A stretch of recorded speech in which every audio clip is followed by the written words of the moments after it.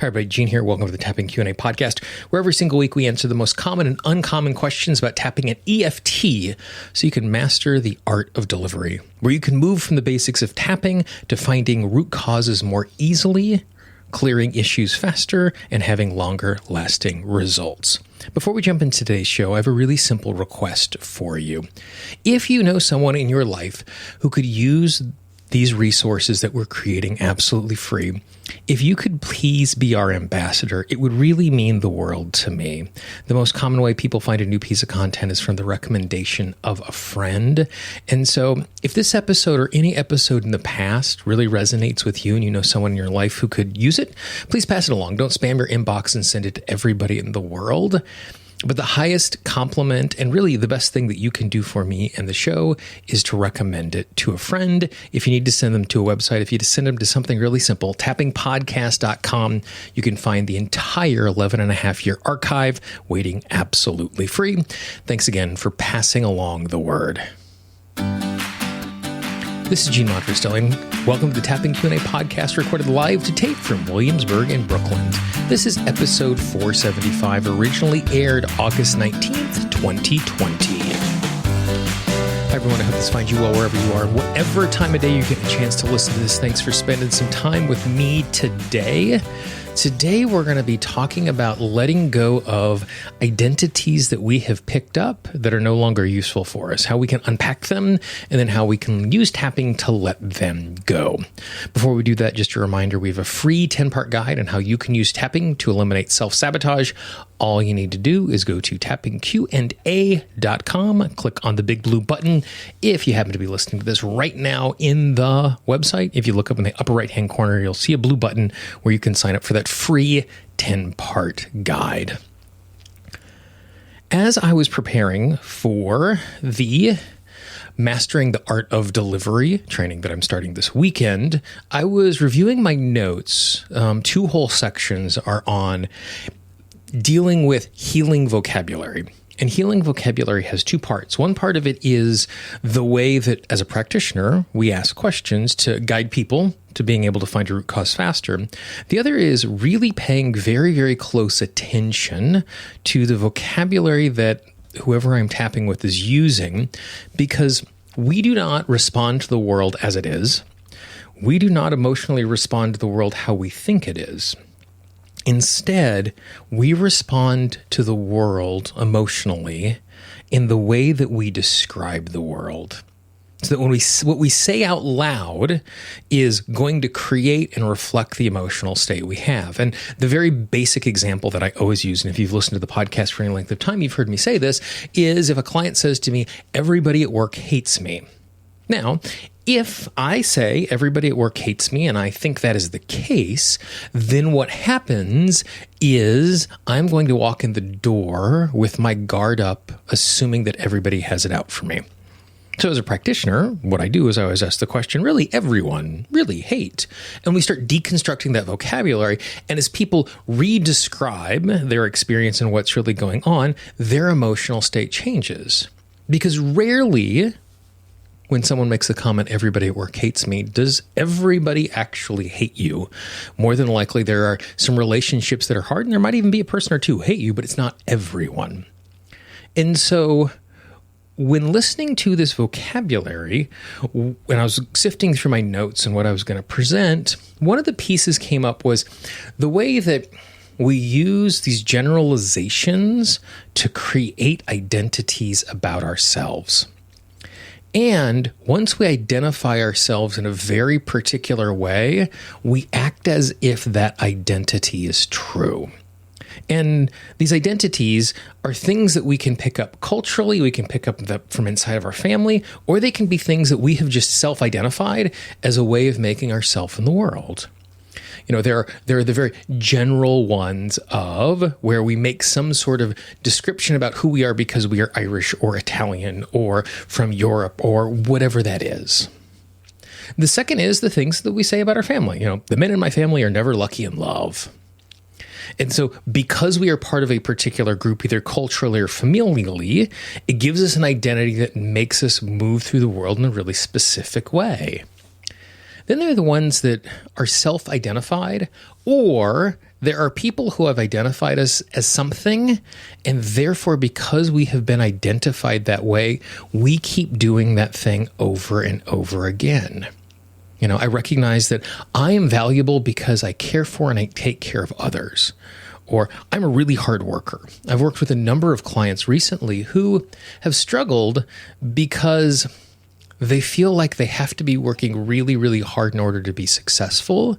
And when reality is, there are ways that they can be working smarter that will allow them to be successful, but working smarter doesn't feel valuable because the value is being a hard worker and because they identify themselves in that way. So they have seen that value. And we pick these things up lots of ways. There's a number of really interesting studies that have happened recently where they talk about working with young people, kids in a learning environment. And what they found is the young people who are affirmed for the outcome struggle with perfectionism moving forward. You did a really great job. You are smart. You got an A, and that is the thing that is valorized. And so therefore, because that is the thing that is valorized, they go, ooh, I am good if I get really high marks. And so that becomes the identity. I am good. This is who I am. I am someone who is really, really smart. Where at the flip side, if we are encouraging and affirming the effort, then we get a really different response from young people. That we say, hey, you're really creative. Hey, it was good how hard you worked. Oh, that was really impressive the way that you thought about this problem in multiple ways. And so by valorizing the way that they are approaching problem solving and the effort they are putting in and the focus they're demonstrating makes them want to do that more. And at a certain point, these things become identity because we start to recognize on a subconscious level that these are the things that make us safe. Because culturally, familially, or in our day-to-day life, we are affirmed or we are validated or we feel safe because we're doing these things. Therefore, we latch onto them and they become identity even before we recognize the fact that they are identity. So what I want you to do is, before we do a little tapping, I want you to do a little thought experiment for me. I want you to think about what are the characteristics about yourself that you are really proud of? And what are the characteristics about yourself that other people often say that you're really good at? For example, they might say, oh, you're so great. You're the person I always come to when there's a problem. And as you think of these, just because you name them doesn't mean that they're a bad thing. Like having these pieces that are identities and cores of our character and how we navigate the world, that's actually a good and useful thing. We want to be in a circumstance where we recognize what we do good and we have clear ideas of who we are. It becomes problematic when we are not living up to that standard and we beat ourselves up for doing that. And so a little exercise that you can do is to think about the things that people validate in you and think about the characteristics that you identify in yourself as being positive. And then after you've named them, think of the last time you were really disappointed in yourself or there was a strong emotional charge because you did not live up to that standard. Because that's the place that this starts to become problematic. It's not that this is what I strive for, or this is what I think is valuable, or this is a positive characteristic inside of myself. Instead, it becomes problematic when we are in a situation where when we don't meet it, we feel like we failed. When we don't meet it, we emotionally beat ourselves up. When we don't meet it, we're afraid that we're not going to fit in or be connected or loved or have relationship or those things. Because then we put all of our time and energy into not being ourselves, but being that identity, being that defining statement, being that part of ourselves that makes the subconscious mind think that we are safe in the world. Then, once we've been able to identify these identities that we are carrying and how we think about ourselves in that way, it then gives us the opportunity to start to transform those identities so they can become characteristics. They can become things to strive for instead of things who define us. So once you've identified one of those things, this is the type of tapping that you would do. And so I would encourage you to tap along right now. Even if you haven't identified something specific, just think about identities that I've picked up that are no longer useful and tap for those. So to begin with, just tap on the side of the hand, take a nice big deep breath. And just move from tapping point to tapping point, repeating after me. I recognize the fact there are a number of identities that I have picked up. Some of those identities are cultural. Some of those identities come from my family. Some of those identities are things that I have chosen to feel useful and safe in the world. It's good for me to have something to live up for. It's good for me to have something to strive for.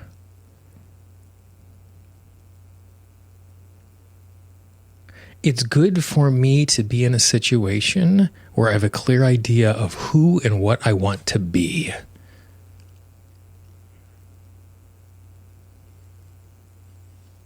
At the exact same time, these identities are not who I am.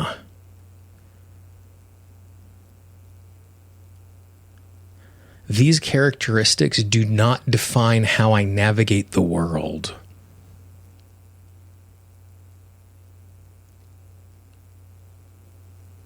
These identities are not the way that I actually stay safe.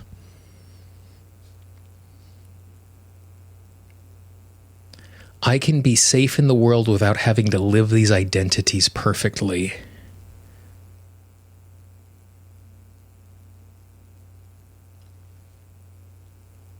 I'm allowed to change my mind.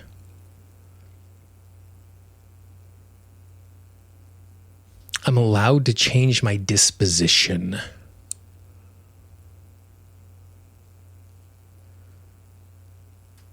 I'm allowed to change the way I see myself in the world.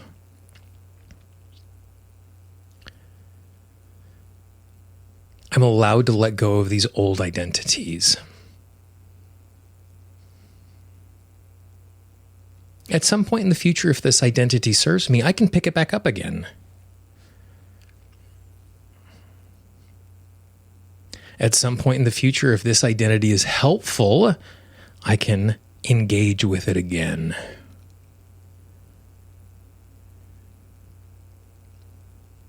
I don't have to live up to these statements to be healthy.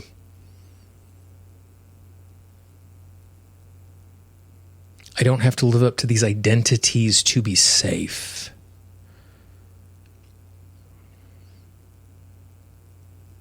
I don't have to embrace these characteristics all of the time to be my authentic self.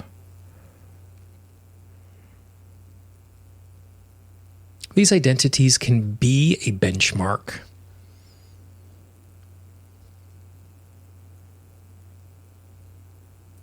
These identities can help me in my daily life. But they do not define me. Who I am in this moment defines me. And I get to choose that right now. Nice deep breath. Now, if you're doing this on your own, instead of just tapping along with what was there, you could certainly start naming the specific identity inside of that. Just because I am a caring person, being a caring person doesn't define me all the time. I can be safe and healthy without having to care for everyone every moment of my day. And so you can see the way that you could take the particular identity that you're struggling with or emotionally charged when you don't live up to that identity to allow you to navigate this in a slightly different way. So give that a try. It becomes really useful when we are more thoughtful and deliberate in the moment versus just working out of some particular identity or program that helps us to navigate the day, because we fall into ruts and we start taking those things to the extreme. And like I said at the beginning, we start to beat ourselves up emotionally if we don't land at those spots exactly. If you have any questions about this, let me know. I'd love to hear your feedback. I can always be reached Gene, Gene, at tappingqa.com. If you know someone in your life who would appreciate this little tap along, please pass it along to them. If you haven't done so already, please subscribe to the podcast. In podcasting parlance, subscribe is always free. You can do it in Apple Podcasts, Google Podcasts, Spotify, Pandora, and basically everywhere you find audio online. Just search Tapping Q&A, click follow, click subscribe, so that every single week when a new episode comes out, you do not miss it. For the Tapping Q&A podcast, this is Gene Montrastelli. I hope you have a great day, and I will talk to you real soon. Bye-bye. The Tapping Q&A podcast is copyright Gene Montrastelli Tapping Q&A. All views expressed by guests are those of the guests and not necessarily of Gene Montrastelli and Tapping Q&A.